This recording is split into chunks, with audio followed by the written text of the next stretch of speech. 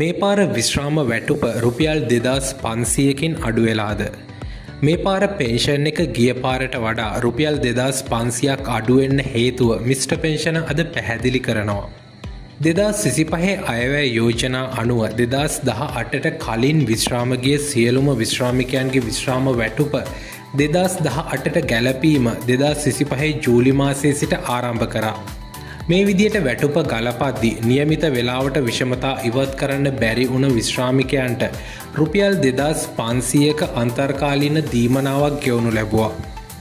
මේ මාසයේදී ඒ කියන්නේ 2026 ජනවාරි මාසයේදී පෙන්ෂන් එක රුපියල් 2500කින් අඩු වෙලා වගේ තේරෙන්නේ මේ කිව්ව රුපියල් 2500 අන්තර්කාලීන දීමනාව නතර කරපු හින්දා. රුපියල් 2500 අන්තර්කාලීන දීමනාව නතර වුණු විශ්‍රාමිකයන්ගේ විශ්‍රාම වැටුප ඉදිරි මාස කිහිපය තුළදී 2018 විශ්‍රාම වැටුපට ගැලපීමට නියමිතයි.